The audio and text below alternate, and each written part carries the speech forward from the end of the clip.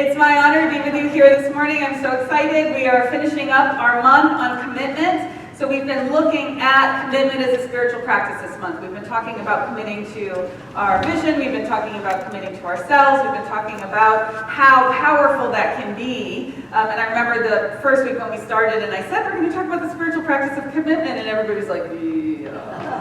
But for those of you who've joined me on this journey, we can all take a deep breath, right? Because it's not been that hard.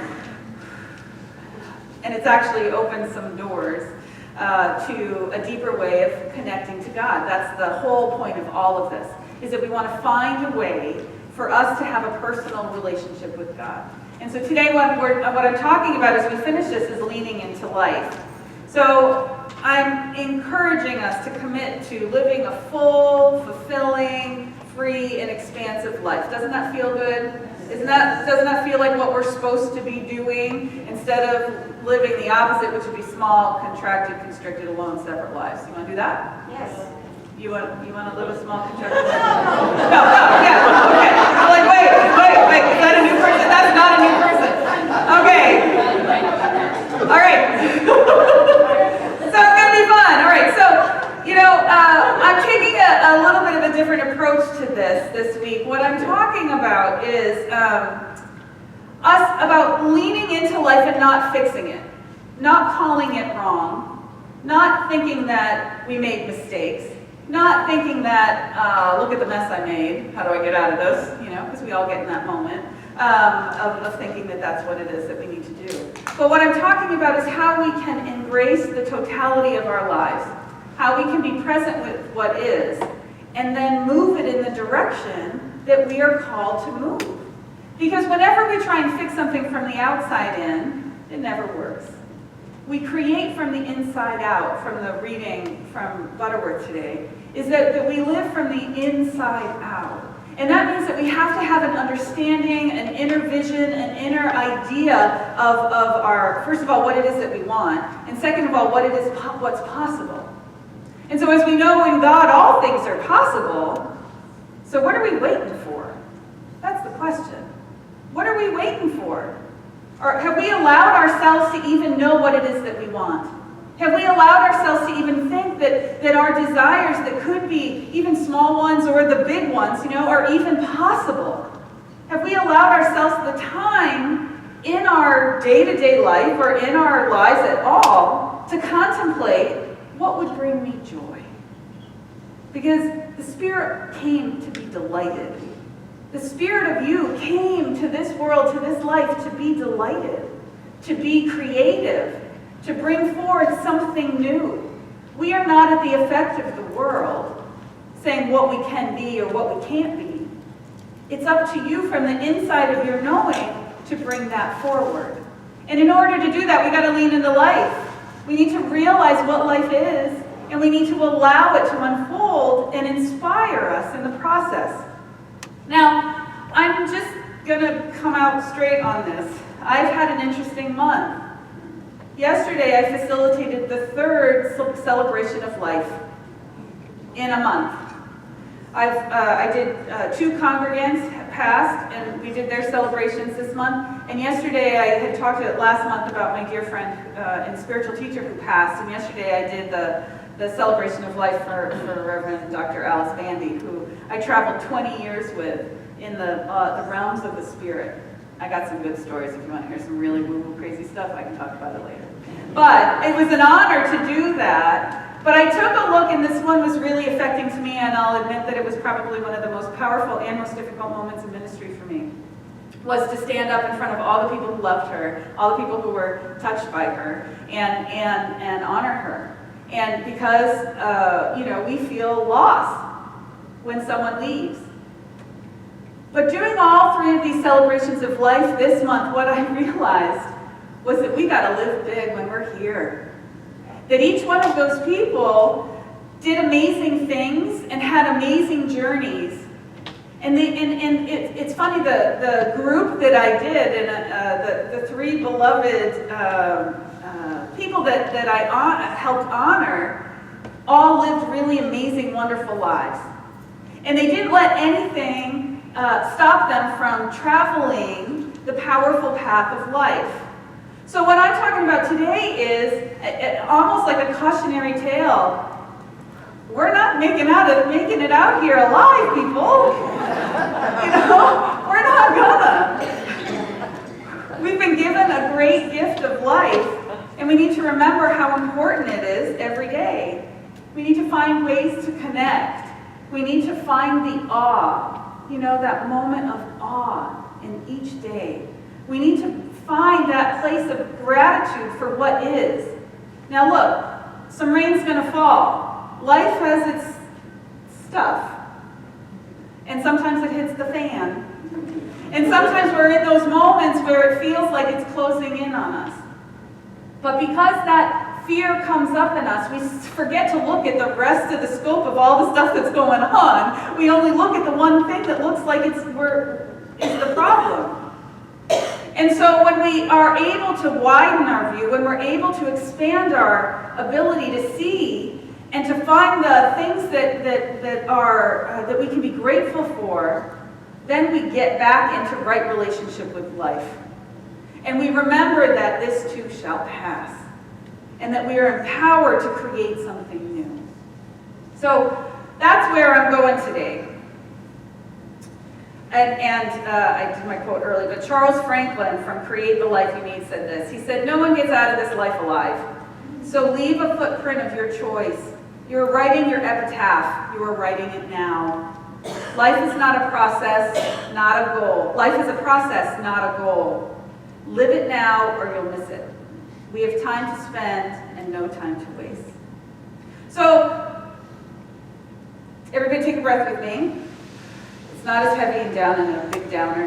I was afraid that everyone was going to think, oh, Reverend Kevin's going in a downer today. I'm not, because one of the things that they find that contemplating impermanence, contemplating the fact that we are here for a small amount of time, actually brings more joy to us. There's a University of Kentucky study that found that thinking about death, contemplating it, fosters an orientation toward emotionally pleasant stimuli. The study conducted by researchers Nathan DeWall and Roy Baumeister found that this occurs immediately and outside of awareness, a fact that may contribute to people's well-documented failure to predict how quickly they will recover from upsetting events. We've shown that the common response to contemplating death is a non-conscious orientation toward happy thoughts. Now, the kindergarten version of that is this, because I needed that. We think that thinking about death will make us think less happy, but in fact, it might make us think more happy. Our conscious minds don't know that though, so we consciously avoid thinking about it. So we all get distracted by the fullness of our lives, right? There's so many things, to-do lists. There's a whole new kind of journaling of just to-do lists. I was like, really? I don't need more to do on my to-do list, right? Like, we can make ourselves so completely busy that there's nothing outside, there's no space or no time for beingness. This is the difference of doingness and beingness. And one of the challenges that I find, and this comes up in conversation, I just started another foundations class, so sometimes people who come to the philosophy have a hard time stopping and being. Because for so long we have, and the beginning of spiritual practice and meditation, it can be painful to start to meditate when you first start, because your mind is going 5,000 miles an hour, and you can't let it, you can't let yourself actually hear the feelings and the pain and the unresolved stuff that lives below those thoughts. We keep ourselves so busy with our schedules that there's no time to contemplate this. There's no time to think about that. There's no time to allow any of these things to come into our awareness, and it's because we're afraid of being hurt. We're afraid of the pain or the fear of what possibly could come up for us when we acknowledge that, yes, I've been hurt in the past, or yes, I'm afraid of what happens next. Or yes, I'm never going to be able to get what I really want anyway, so why do I even let myself think about it? But the truth is that you're cutting yourself off from the possibility right then and there. When we keep ourselves so busy that we don't allow ourselves to be present with who we are, one thing happens. You don't deepen your relationship with God, with that power and that presence that created you and sent you off into this world. We are a miracle. Each and every one of us is a miracle, and this life is a mystery. And those are the only truths I got for you, to be honest. They're the only things I've got for you, that life is a miracle and that there is a mystery here. But we get to navigate this mystery, and we get to explore this mystery, and we can walk through it like we're walking through one of those, it's almost October, so like one of those scary houses that someone's going to jump out and get you, you know what I mean, like the screening films or whatever that I hate, never will go to. Or we can look at it like, what's going to come forward next? Where's the adventure of this life? You are an explorer. You have come to shine your light and to create a life. And again, I'm going to say it, whether you're 2 or 200 or anywhere in between, if you are living and breathing and in this room, you've got something to contribute to this world right now. You've got a gift to give. You've got a light to shine that is unique. I was thinking about it, I was thinking about snowflakes, because I'm dreaming about winter. And how they say that each snowflake is individual and they're all beautiful, right? Sometimes I love to look at those water crystals, those ice crystals, or pictures of snowflakes, just because they're masterpieces, they're beautiful, right? And each one of us is a snowflake. And so often we spend so much time looking at our friend and neighbor and wanting to look like they do, that we lose the idea or the understanding, the awareness that we are our own unique, gorgeous, magnificent expression of a snowflake. Not that there's any snowflakes in this room, but you know what I mean.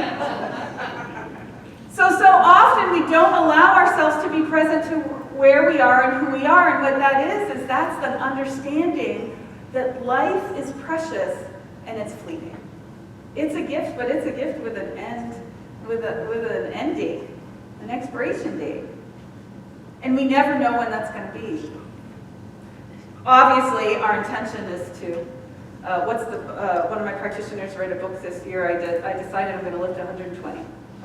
Right? There's a book out there like that. You know, and yes, that's the goal for all of us, is to live a long, full, amazing life, and then to be able to turn around and look back and just appreciate it, right? And that sounds really great, and I know that, and I will know that for each and every one of us, and I also realize that not everybody gets that. We never know. One of the things that I said yesterday was that we never know when a spirit has completed its gift to the world. And we never know when that's true for each of us either. And so by contemplating that, by thinking about that, we get to wake up to the fact that we got to get living, right? Shawshank Redemption. You better get ready, get busy living or get busy dying, right? And so, I went off already. All right, so one of the things that happens though is our culture is so uncomfortable with this. Our culture is not comfortable talking about death. Our culture is not comfortable talking about it or being present to it. It's something that we shun, we push away. You know, a lot of times over the years, people with illness go into the shadows and go hide themselves up and close the doors and pretend it's not happening. We're not comfortable. So what that means is that we are not taught how to process our feelings about it.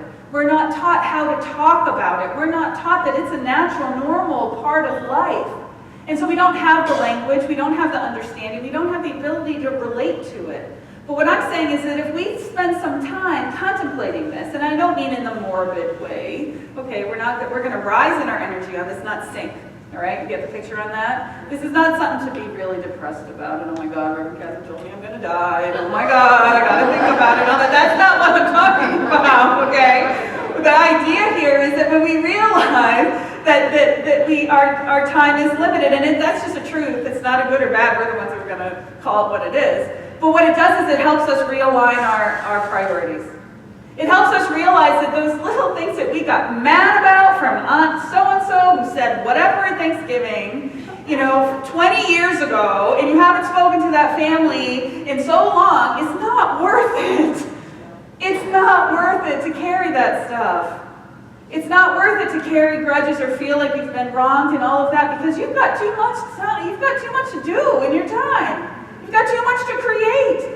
You've got so much love to give. Why are we focusing on the small baloney that we carry around? Remember, that baggage does not have wheels.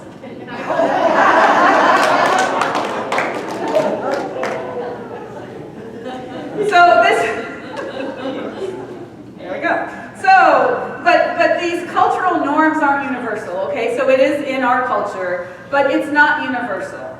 So the Bhutanese people, and I've always loved the learning about the Bhutanese, because if you've ever seen pictures of them, they're the ones with these ginormous smiles, right? When you should look at their amazing smiles on the faces of these people, and they're commonly touted as the happiest people on earth, but they contemplate death 5 times a day. And the practice of death meditation, they call it death yoga, that comes from the Tibetan Book of the Dead. And then there's a meditation from the Buddhist lineages called, I'm going to get it wrong, Maranasati. Okay, close. Okay, but in the words of the Buddha, he said this: of all the footprints, that of the elephant is supreme. Similarly, of all mindfulness meditation, that on death is supreme. And the Buddha encouraged Maranasati to live an awakened life. Even from our Bible, right? One of the staples of my celebration service is Ecclesiastes. To everything there is a season and a time to every purpose under heaven. A time to be born and a time to die. A time to plant and a time to pluck up that which is planted. A time to break down and a time to build up. A time to weep and a time to laugh. A time to mourn and a time to dance. A time to cast away stones and a time to gather stones together. A time to embrace and a time to refrain from embracing. A time to get and a time to lose. To everything there is a season and a time to every purpose under heaven. A time to be born and a time to die. I love the flowers. Can we just say for our practitioner emeritus, Julie Nims, happy birthday. Happy birthday, love. But the arrangement could have been better because there's sunflowers in it. Now, for my whole life, I've loved sunflowers. They're one of my favorite flowers. I used to wear them in my, back in the 90s when we all wore, I had big hair and I would put it up with a big sunflower in there, and I wore them. I wore the color. It was the thing for me for a while. But I've always loved them. And so recently I was so happy when there's a new vineyard that we live above. Right above us. The golf course was transformed into a vineyard. I'm so happy about that. But part of what they're doing is they clear part of the land and then they plant a cover crop and then they plant sunflowers in the space. So this has happened 2 or 3 times over the last 3 years since they've been doing it. And it makes me so happy because they plant like a field of sunflowers, right? There was one time when they first did it that I pulled over and parked. I was by myself and I pulled over and I parked and I ran through the sunflowers. And then I got back in my car and was like, I hope no one saw it. It just made me feel really good. But I love the sunflowers, but I love them so much, and I didn't realize for so long because I always buy them and I put them in my vase, and they last for a very long time, but it's all fresh cut flowers do sooner or later, and then I let them go, right? Well, I've planted sunflowers, and seeing these sunflowers have reminded me of the cycle of the sunflower, right? Because it comes up, it blooms, and these are like those ginormous, magnificent, mega sunflowers, right? That are huge. And then what happens? They start to go, right? And they literally start to fall over, and they shrivel up, and they go, right? And so what they do at the vineyard is that they till them all in and all of that. But I still love sunflowers. I actually still love that when I drove in today, I saw those sunflowers and they were in their decline. And I was afraid of that at first because I was afraid that maybe once that started that I was going to have a weird feeling, right? Like I was going to have that feeling of loss, or I was going to have that feeling of sadness or of regret that the time of their glorious shining is gone. But I didn't feel that today. I felt the truth of the life of this living organism that shared its glory with us. I know that those seeds come out of that sunflower and they feed the birds, and the birds take them and they, I'll probably end up having a couple of, they call them volunteer sunflowers in my yard because I live close enough to it that they would, sorry, I'm going to say it, poop them out. in my yard and they'll grow, right? But there's this cycle of life, and no, I'm not going to go into the Lion King song, although I could, that it's part of. And so I'm reminded that even in the decline, there's glory and beauty. There's meaning, and there's purpose. Even in the death and the next part of the cycle of the sunflower, there is something that's really important lesson for us to learn, is that we are part of that same life that is the life of the sunflower. I'm reminded of the Hindu goddess Kali. You know that any of my Indiana Jones fans will only know part of the story, because Kali was the great destroyer, right? She's the scary one. But the truth is that Kali is the goddess who creates and destroys and then recreates. That there's a cycle that happens. And so often we focus on the destruction and the loss because we're afraid of losing what we've got. But nothing in life is permanent. Nothing in this universe is permanent. We are part of this, but we have purpose. And so we have to remember that when we have the opportunity to give our gift, then that means when we have an opportunity to extend a hand in friendship and in support, we're called to do it. When we have something that needs to be said with love, we say it. When we are seeing something that's happening out in the world that is just really out of integrity and out of line with what our knowing of truth is, we got to get up and stand up and count ourselves in. We have to lean into life. I love the words of Ernest Holmes, the founder of religious science. He says this. What does he say? There he says. He says this. He says, from our Science of Mind textbook on the chapter of immortality, he says this: nature will not let us stay in one place too long. She will let us stay just long enough to gather the experience necessary to the unfolding and advancement of the soul. This is a wise provision. For should we stay here too long, we would become too set, too rigid, too inflexible. Nature demands the change in order that we may advance. And when the change comes, we should welcome it with a smile on the lips and a song in the heart. We are called to commit to living our best life now. Thank you, Oprah. Her words, they were her words. And so this week what I want you to contemplate is, what is it that you don't think you have time for? What is it in your life that you would like to do, that you're desiring to be, to do, to experience? What is it that you've not even allowed yourself to contemplate that? Because something magnificent happens. When we allow ourselves to be honest and say, I really want to go to Italy. I've never been. I want to go to Italy. When you admit that to yourself, you are speaking the truth to the universe. And something magnificent happens.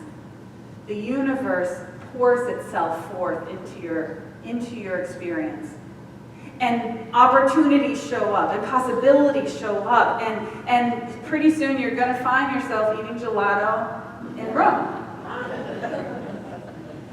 And drinking lots of wine. And drink, well, maybe. Cappuccinos. Cappuccino in Rome. Okay, there we go. And the other way I was thinking about this is this. We're called to live fully, okay? So no longer are we going to leave the special soaps for the special occasion. No longer are we going to put away the expensive creams in our drawer until they go bad and we never use them. Okay, is that just me? No, it's me. I do that. I recently went through my cupboard, because I've been Maria Kondoing my life, and I did my cupboard, and I realized I had these beautiful things that people had given me that I put away because they're too good to use. Okay, nothing is too good to use. You need to experience life. And what I know it's a silly example, but you get it, right? Like, why are you going to wait for some other day to use that amazing aromatherapy lotion? Why? Right? A number of years ago, speaking about the wine, a number of years ago, I was at a silent auction, and my husband and I bought big magnums of wine, right? And we saved it for a special occasion, which was 4 years later, our wedding. And it's because our whole family, we just kind of saved it, and then we forgot. And then we were like, oh, we should open that at the wedding. That would be great, So we opened it in front of my whole entire family. There's 25 of us in the room. We opened this big thing to have this wine. It was horrible. Oh my God, it was the worst thing ever. And I remember taking it and like dumping it down the thing. Like, no, we're not drinking that. I'm not letting anybody try that, Don't wait. It's time to lean into life. And so what that means is that becoming conscious of what's alive in your heart. Because your heart is that part of you that is connected to God all the time. It's your lifeline to the one that has sent you, that has created you, that has loved you, which is a part of who you are, but beyond our little egos. When we spend time with our hearts, when we feel it, when we contemplate it, when we meditate with it, we have those messages. And as we start to do that and deepen our relationship with the one that sent us, at the same time we realize that our time is limited here. It allows us to have that energy in that, I'm going to just say it, a kick in the butt, to get up and to make some changes, to step into what it is that we really want, because you know what? You deserve it. You are the divine made manifest, and it's time to live that amazing life. So this week, let's lean into life and see what comes next. And so it is.